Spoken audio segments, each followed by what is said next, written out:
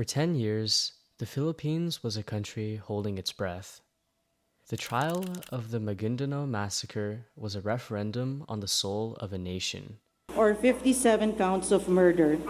Number one, the prosecution having established the guilt beyond reasonable doubt of the following accused who are found to have acted.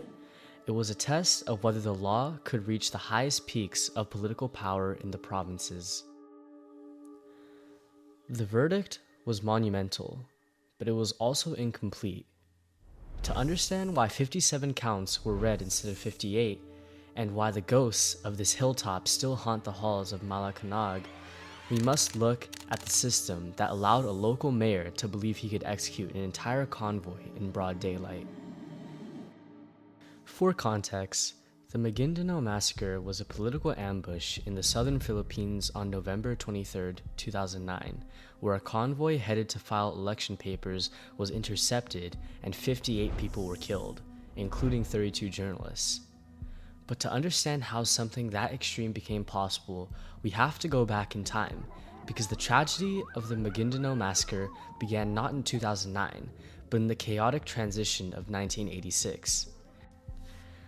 After the fall of the Marcos dictatorship, the new administration of Corazon Aquino faced a vacuum of power in Maguindanao, a province in Mindanao in the southern Philippines, where the state had long struggled to fully control local politics and armed conflict.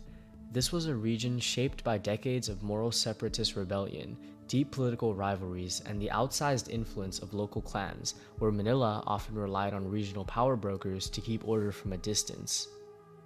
Seeking stability, Aquino appointed local strongmen as officers in charge.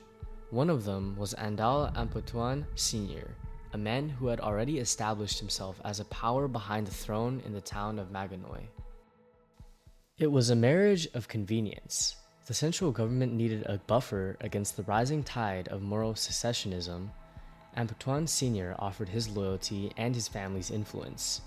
In return, the state looked the other way as he began to consolidate a fiefdom.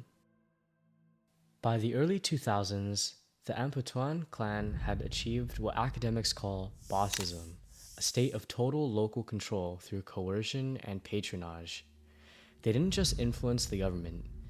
In Maguindanao, they were the government. Their power was built on a dual foundation. First, the internal revenue allotment, or IRA funds. Millions of pesos intended for development were instead diverted to maintain the clan's lifestyle and its liaisons with military commanders.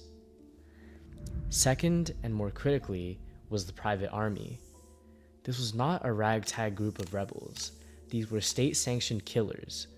Through the use of civilian volunteer organizations, or CVOs, the Ampatuans integrated their personal loyalists directly into the police and military infrastructure.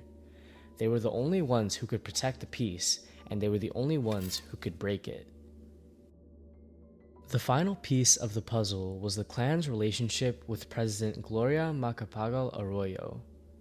Between 2001 and 2009, the Ampatuans became the administration's most vital ally in the South. They delivered the Mindanao vote with surgical precision. In the 2004 presidential elections, and again in the 2007 midterms, the Ampatuans delivered staggering margins for Arroyo's slate. In some towns, the oppositions received 0 votes. Arroyo rewarded this loyalty in 2006 by signing Executive Order 546. It effectively legalized private armies by allowing local officials to use state funds to arm their own militias for counterinsurgency. It was the ultimate license for impunity. The Ampatuans were now armed by the state, funded by the state, and protected by the state. For a decade, no one had dared challenge the Ampatuans. But in 2009, as the national elections approached, a crack appeared in the facade of unity. Ismael Toto Mangudaratu, the vice mayor in Bulan, had announced that he would run for governor against the Ampatuan heir, Andal Jr., better known as Datu Unsay. To the Ampatuans, this wasn't just an election, It was a violation of maratabat, the family's honor. The clan's patriarch, Andal Sr., had already groomed Unsay for the position. A challenge was an existential threat to the dynasty. Mediation attempts by the royal administration failed. The Ampatuans were clear. Maguindanao belonged to them. If anyone tried to file a certificate of candidacy, there would be blood. On the night of November 17, 2009, the conspiracy was finalized. According to the testimony of Lakmodin Saliao, a trusted aide, the clan gathered to discuss the Maguindanao problem. Saliao had quoted the clan patriarch as saying, "We're all here to plan how to stop Toto Maguindanao from filing his COC, Certificate of Candidacy." It was then that Andal Jr. supposedly replied, "That is easy, father. Kill them all if they come here." Saliao said former autonomous region in Muslim Mindanao governor Zaldi Ampatuan, another son of Andal Sr., then told those present that if that is what we're talking about, we should plan it carefully so that we won't be discovered. They weren't just planning a murder, they were planning a mass execution. They discussed how to block the road, how to use the police, and how to dispose of the bodies. The mechanics of the state were now fully mobilized for a massacre. Toto Maguindanao knew the risks. He received multiple warnings that the Ampatuans would kill him if he stepped foot in Shariff Aguak. So, he devised a plan he thought would be his insurance policy. He sent the women of his family, his wife, his sisters, his aunts. He believed that in the culture of Mindanao, women were sacred, even in the middle of a redo, or clan feud. And he invited the press. 32 journalists and media workers from across Mindanao joined the convoy. Maguindanao believed that the eyes of the world would protect his family. He thought the media was a shield, but he didn't realize that to the Ampatuans, the media was a witness that had to be eliminated. At 9 a.m., the convoy began its journey. It was a bright, clear morning. The atmosphere was almost festive. The journalists were there to cover what they thought would be a historical political challenge. But as they drove, they were being watched. The Ampatuan private army had been conducting surveillance for 2 days. They knew the route, they knew the timing, and they knew the convoy was unarmed. Among the vehicles was a red Toyota Vios, a family of 5 motorists who were simply on their way to a hospital. They had the misfortune of being in the wrong place at the wrong time. In the eyes of the killers, they were witnesses. They were added to the list. At 10 a.m., the convoy reached Barangay Masale. They were flagged down at a checkpoint manned by local police and members of the Ampatuan CVO. This was the moment the state's complicity became undeniable. The police didn't protect the convoy. They delivered it. Witness Noordin Mayag would later testify that he saw Datu Unsay himself at the checkpoint, shouting orders. The passengers were forced out of their cars. They were humiliated, searched, then ordered back into the vehicles. The convoy was diverted off the highway, led up a rough logging road into the hills of Sitio Masale. On that hilltop, the Ampatuan private army carried out a mass execution of unprecedented scale. It was not a battle, it was a slaughter. The brutality was systematic. Genelin Maguindanao was shot 17 times. Other women were shot in the genitals, a final act of desecration. The journalists were shot in the mouth and the eyes, a literal and symbolic silencing of the truth. Datu Unsay was not just an observer. Witnesses claimed he was a primary shooter. He moved from person to person, ensuring no one survived. It was a competitive act of murder designed to ensure that the Ampatuan name would never be challenged again. To the killers, the only thing more important than the murder was the cover-up. And for that, they used the ultimate tool of the state, a government-owned backhoe. Bong Andal the backhoe operator, would later recount how he was ordered to the site. He described using the machine's large steel hand to drag bloodied bodies into freshly dug pits and crush vehicles with people still inside. The plan was to erase the convoy entirely, to bury the people and the cars so deep that they would never be found. They thought they had the whole day, but at 3 p.m., the sound of a military helicopter forced them to flee. They left the backhoe idling, the engine still running over a half-filled grave of 35 bodies. When the military finally arrived, they found a scene that looked like a vision of hell. The hills of Sitial Masle were littered with mutilated corpses. The smell of decomposition was already beginning to take hold in the tropical heat. The news of the massacre rippled across the globe within hours. The sheer audacity of the crime, the use of government equipment, the involvement of the police, and the slaughter of 32 journalists made it a global scandal. President Arroyo, the clan's longtime ally, was forced to act. She declared a state of emergency, and eventually, for the first time since the Marcos era, she placed the province of Maguindanao under martial law. The monsters she helped create were now a liability she could no longer protect. The search for justice was hobbled from the start. The crime scene was not properly cordoned off. Local police, some of whom were implicated in the killings, were among the first on the scene. Forensic experts like Dr. Benito Molino arrived to find bodies bloated and decomposing. There was no refrigeration at the funeral parlors.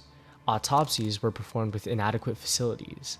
Important evidence, bullet fragments, DNA, signs of sexual assault, were being lost to the elements. How long must the specimen, how old must the specimen be? Pwede pa rin siyang mag-render ng positive even after 30 years. Despite this, the evidence that did emerge was chilling.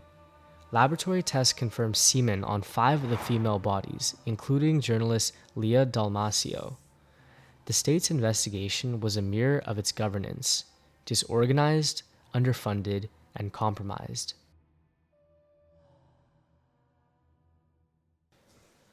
Amidst the count of the dead, one name was missing: Reynaldo Beba Mamay, a photojournalist for the Midland Review. His body was never found. All that was left of him was a set of dentures identified by his daughter and his dental technician. For the prosecution, it was enough to prove he was there, but for the court, it created a legal vacuum. Because there was no body, no corpus delicti, the judge would eventually rule that she could not convict for his murder. For his daughter, Reynafe, it was a second massacre, an erasure of her father's existence by the very justice system they were relying on. The trial was a battle of attrition. Moving the case to Manila was only the first step. The Ampatuans used their vast wealth to hire an army of defense lawyers who filed hundreds of motions, effectively paralyzing the proceedings for years. The numbers were staggering: 197 accused, 357 witnesses, 165 volumes of records. It was a mountain of paper that threatened to bury the truth. While the lawyers argued in Manila, the violence continued in Mindanao. Witnesses who had survived the first day were now being hunted down one by one. The Ampatuans were in jail, but their shadows still loomed over Maguindanao. Testifying against the clan was a death sentence. Suwaib Opam, who had agreed to reveal the names of the shooters, was gunned down in 2010 after the government failed to provide him with witness protection. But it was the death of Ismail Enog that sent the strongest message. A driver who had testified about the gunmen he transported, Enog was found in 2012. He had been dismembered, cut to pieces with a chainsaw. These were not random acts of violence. They were calculated strikes against the heart of the prosecution's case. The message to any potential witnesses were clear: if you speak, you die, and the state cannot protect you. They are hereby convicted and sentenced to suffer the penalty of imprisonment of reclusion perpetua without paroles pursuant to RA 9346. After 3,678 days, the gavel finally fell. 28 people, including the Ampatuan brothers, were convicted as principals. They were sentenced to the maximum penalty of 40 years. But for many, the victory was hollow. 55 people were acquitted, including Sajid Islam Ampatuan, another brother of the principals, on the grounds that his presence at planning meetings did not constitute an overt act of participation. And what of the 58th victim? The court dismissed the murder charge for Reynaldo Mamay. To the law, he remained missing. To his family, he remained murdered. In the decades since the massacre, Maguindanao has changed on paper. In 2022, the province was officially split into two. The logic was simple. Smaller provinces would be easier to govern, harder to dominate. But look closer at the names in power. The Maguindanao family, once the victims, have now consolidated their own rule.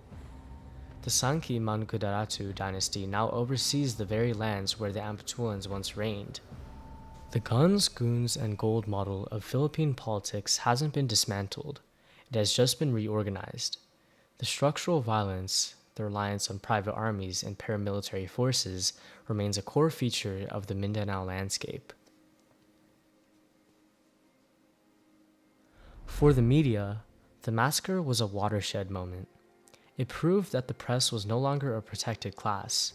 The targeting of 32 journalists in Maguindanao sent a shockwave through the global community.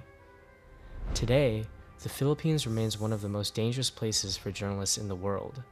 While the Maguindanao case reached a verdict, dozens of other media killings remain unsolved. The cycle of violence and injustice that the CPJ warned about in 2020 continues. The trial proved that the law can work, but only under extraordinary pressure.